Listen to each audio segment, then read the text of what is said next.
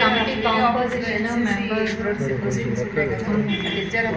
ICC committee composition అది ముందు కదా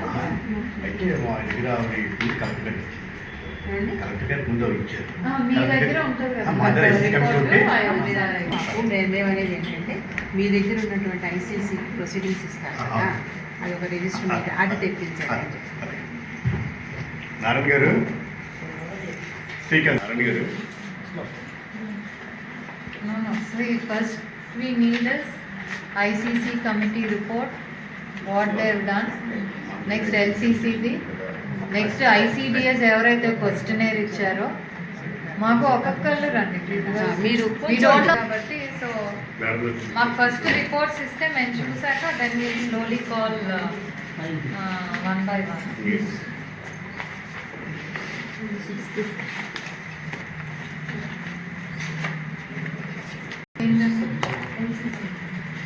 ఎల్సిసి తర్వాత మీరు తర్వాత ఎప్పుడు వచ్చారు?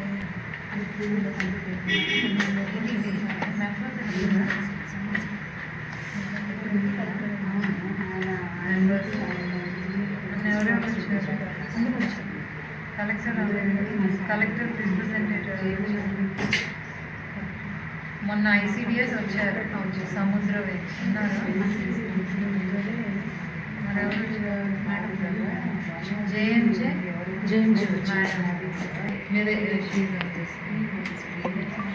ఇది కాన్స్టిట్యూట్ టైం మొన్న ఎవరెవరు వచ్చారు?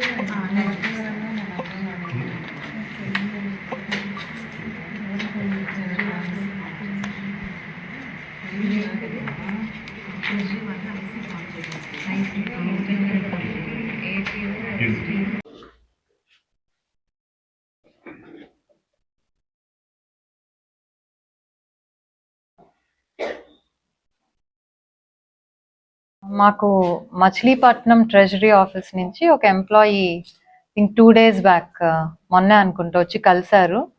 సేయింగ్ దట్ ఇలా లైంగిక వేధింపులు అంటే డజంట్ మీన్ క్లారిటీ ఇవ్వదలుచుకున్నాను. లైంగిక వేధింపులు అంటే కేవలం టచ్ చేయటమే కాదండి, it can be words, actions, anything. So అదైతే ఏదైతే జరుగుతుందో దాని గురించి కంప్లైంట్ ఇవ్వటానికి వచ్చారు. ఆల్రెడీ మాకంటే ముందు కూడా కలెక్టర్ గారు ఇవ్వటం జరిగింది. దాని మీద డిఆర్ఓ గారిని కలెక్టర్ గారు అసైన్ చేశారు. మళ్ళీ షీ వాజ్ నాట్ అంటే సాటిస్ఫైడ్ కాబట్టి మళ్ళీ కలెక్టర్ గారి దగ్గరికి వెళ్తే అండ్ ఇంటర్నల్ కంప్లైంట్స్ కమిటీ కూడా వద్దని చెప్పారు ఎవరైతే కంప్లైంట్ ఇచ్చారు. ఎందుకంటే షీ వాజ్ నాట్ జస్టిస్ జరుగుతుందన్న ఉద్దేశంతో మళ్ళీ కలెక్టర్ గారి దగ్గర తను రాసి ఇచ్చింది మాకు ఐసీ వద్దు ఎల్సీసీతో చేయించండి అని చెప్పి. సో మళ్ళీ కలెక్టర్ దగ్గరికి వెళ్తే కలెక్టర్ గారు ఎల్సీసీని పంపించారు. ఆ టీం అంతా కూడా ఇక్కడే ఉంది. సో ఎల్సీసీ వాళ్ళు 2 సార్లు రావటం జరిగింది. 9th అండ్ 9th ఒకసారి వచ్చారు. ఒకసారి వచ్చి బోత్ ఫస్ట్ విక్టిమ్ అయితే ఎవరున్నానో రెస్పాండెంట్ ఇద్దరితో మాట్లాడటం జరిగింది. తర్వాత మళ్ళీ 21st ఇంకోసారి, ఎందుకంటే ఇలాంటివన్నీ ఒకసారి ఒక కంక్లూజన్కి వచ్చేయలేము ఒక మీటింగ్ లోనే. అట్లీస్ట్ 2-3 times వచ్చి యూజువలీ 90 days టైం ఉంటుంది. బట్ సిన్స్ ఇక్కడ విక్టిమ్ కొంచెం ఇబ్బంది పడుతుంది, ఎందుకంటే ఇద్దరు ఒకే వర్కింగ్ ఎన్విరాన్మెంట్ లో ఉన్నారు కాబట్టి ఇబ్బంది పడుతుందని మళ్ళీ కలెక్టర్ గారి దగ్గరికి వెళ్తే కలెక్టర్ గారు మీరు మళ్ళీ ఇంకోసారి వెళ్ళి మళ్ళీ మీరు వెరిఫై చేసుకోండి, ఎంప్లాయీస్ అందరితో మాట్లాడి, ఎందుకంటే మనం ఏది ఇచ్చినా కూడా పక్కగా ఉండాలి కాబట్టి. సో మళ్ళీ 21st వచ్చి కూడా ఇక్కడ అందరి ఎంప్లాయీస్తో మాట్లాడి వాళ్ళ ఒపీనియన్ అది తీసుకున్నారు. తర్వాత మా దగ్గరికి వచ్చి అంటే వెంటనే అమ్మాయికి ఏం జరిగిందో చెప్పలేదు కాబట్టి షీ వాజ్ నాట్ హ్యాపీ, కాబట్టి మా దగ్గరికి వచ్చి ఇలా మేము ఇచ్చాము కంప్లైంట్ అయింది, నాకు ఇంకా ఏం చెప్పలేదు అంటే, సో దాని మీద మేము ఇక్కడికి రావటం జరిగింది. ఇక్కడికి వచ్చి అసలు ఏంటి ఎల్సిసి వాళ్ళని కూడా అందరినీ పిలిపించడం, డిఆర్ఓ గారితో కూడా ఫోన్లో మాట్లాడాను ఏమైందని. సో పిలిపించి ఎల్సిసి ఏం డెసిషన్ వచ్చింది అనేది అది కనుక్కున్నాం. అలాగే మళ్ళీ ఇక్కడ ఉన్న కొంతమంది ఎంప్లాయీస్ని మళ్ళీ విడిగా పిలవటం జరిగింది, వాళ్ళతో మాట్లాడటం జరిగింది. అలాగే విక్టిమ్ బోత్ ఎవరైతే కంప్లైంట్ ఇచ్చారో వాళ్ళని కూడా పిలిచి ఇద్దరిని పిలిచి మాట్లాడతాం. సో కంక్లూజన్కి వచ్చాము. ఈ కంక్లూజన్ ఈ రిపోర్ట్ మళ్ళీ కలెక్టర్ గారు పంపిస్తే ఆయన ఫైనల్ అథారిటీ కాబట్టి he'll decide what action should be taken. అవలేదంటమ్మా, కలెక్టర్ గారి దగ్గర ఫస్ట్ టైం వెళ్ళినప్పుడు ఈవెన్ బిఫోర్ డిటిఓ గారి దగ్గరికి రాకముందు కలెక్టర్ గారి దగ్గరికి వెళ్తే ఆయన డిఆర్ఓ గారిని అసైన్ చేశారు. సో డిఆర్ఓ గారు మాట్లాడి తర్వాత కలెక్టర్ గారు చెప్పినట్టున్నారు. మళ్ళీ ఈ లోపు ఈ అమ్మాయికి వెంటనే ఏం ఆన్సర్ రాలేదు కాబట్టి మళ్ళీ తను కలెక్టర్ దగ్గరికి వెళ్ళటం జరిగితే, అండ్ ఐసీసీ వద్దు నాకు only LCC local complaints committee అంతా, సో మళ్ళీ వాళ్ళని పంపించారనమాట చేయటానికి. సో వాళ్ళు 2 times విజిట్ చేయటం జరిగింది. వాళ్ళ రిపోర్ట్ వెంటనే రాలేదు కాబట్టి తను మళ్ళీ మా దగ్గరికి వచ్చి ఇలా అయింది మాకేం రాలేదు అని ఏడుస్తూ వచ్చేసరికి, so we had to come, అంటే అక్కడ కరెక్ట్ గా జరిగిందా లేదా ఎంక్వైరీ ఆ అమ్మాయి వైపు ఉన్నారా లేదా అని కనుక్కోవటానికి వచ్చాం అనమాట. Police complaint FIR already FIR కూడా పోలీస్ కంప్లైంట్ ఇచ్చింది. ఎందుకు హోల్డ్ లో ఉంచారంటే ఈ ఎంక్వైరీ కూడా జరుగుతుంది కదా, సో ఇది అయ్యాక ఈ రిపోర్ట్ బేస్ చేసుకుని కూడా దాని మీద చేయాలని చెప్పి అందుకని హోల్డ్ లో ఉంచారు తప్పితే ఏం లేదు. జిల్లా ఉన్నతాధికారి అంటే ఎవరండి? సరే అనుకుంటే మళ్ళీ ఇప్పుడు ఎల్సిసి వచ్చింది కదా, ఆయన సింగిల్ మ్యాన్, ఆయన సింగిల్ మాట మీరు చెల్లుతుందని ఎలా అనుకుంటారు? దానికంటే కలెక్టర్ డైరెక్ట్ గా మళ్ళీ అందుకే కదా ఎల్సిసిని వేశారు.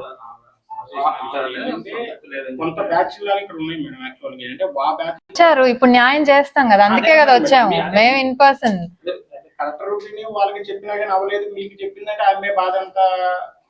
అంటే కలెక్టర్ గారు అసైన్ చేశారు, కలెక్టర్ గారు కూడా ఐ థింక్ లీవ్ లో ఉన్నట్టున్నారు ఒక 1 week 10 days నుంచి, అందుకని. బట్ ఐ థింక్ ఫోన్ లో ఎల్సిసి వాళ్ళతో టచ్ లో ఉండి మీరు ఒకసారి చేస్తే సరిపోదు మళ్ళీ రెండోసారి కూడా చేయండి అంటే వాళ్ళు 21st వచ్చి అందరితో మాట్లాడి ఇంకా నేను వస్తున్నానని చెప్పి వాళ్ళ రిపోర్ట్ కూడా ఫైనల్ చేసి నాకు ఇవ్వటం జరిగింది. అల్టిమేట్లీ జస్టిస్ అనేది కావాలి, అందరూ ఒకేలాగా ఉంటారని మనం ఎక్స్పెక్ట్ చేయలేము. అంటే ఇది ఎంక్వైరీ ఇది కదండి, మరి we have to send it to the higher authorities కదా. ఇప్పుడు అదంతా కూడా మేము అందరితో స్టెప్ బై స్టెప్ ఏం జరిగింది అంతా కూడా చూసాము. అది మేము రిటర్న్ కంప్లైంట్ ఇస్తాం కదా, ఐ మీన్ రిటర్న్ ఎంక్వైరీ ఏదైతే ఉందో will give that in letter to the collector. ఆ తర్వాత ఆయన ఏదైతే డెసిషన్ తీసుకుంటారో అప్పుడు తెలుస్తుంది కదా న్యాయం జరిగిందా లేదా అనేది. ఆయన తీసుకునే డెసిషన్ మీద ఇట్ విల్ హ్యాపెన్ కదా. అది మరి ఎక్కడున్నా తెలీదు, బట్ రిటర్న్ రిపోర్ట్ అయితే ఏదైతే ఎల్సిసి చేసిందో, ఎల్సిసిలో ఎన్జిఓ ఉన్నారు, లీగల్ కౌన్సిలర్ ఉన్నారు, హ్యూమన్ రైట్స్ కమిషన్ నుంచి ఉన్నారు, పీడీ ఉన్నారు, and collector is the head of the LCC, వీళ్ళ కింద ఉన్నారు. సో వీళ్ళు I have seen the report, it is in, మరి అప్పుడే నేను చెప్పొచ్చో లేదో తెలీదు, but it is a fair enquiry, it is a fair thing. మీరు కనుక దాంట్లో ఏమన్నా తెలిసి మళ్ళీ నన్ను అడగండి, నేను రిపోర్ట్ చూసాను, they given a fair report. మీరు అన్నట్టు అదేలే, సి ఎవ్రీవన్ ఒక్కొక్కరు ఏంటంటే వాళ్ళ ఒపీనియన్స్ వాళ్ళు ఇది చెప్తూ ఉంటారు, డిఫరెంట్ పర్సెప్షన్స్ ఉంటాయి ఒక్కొక్కరికి. సో అందుకే ఆ ఇనీషియల్ నుంచి షీ వాజ్ నాట్ హ్యాపీ, నాకు న్యాయం జరగదనే ఉద్దేశంతో వచ్చింది కాబట్టి మేము రావాల్సి వచ్చింది. సో ఎల్సిసి ఎంక్వైరీ మా ఎంక్వైరీ రెండు కలిపి కూడా మేము పంపిస్తాము.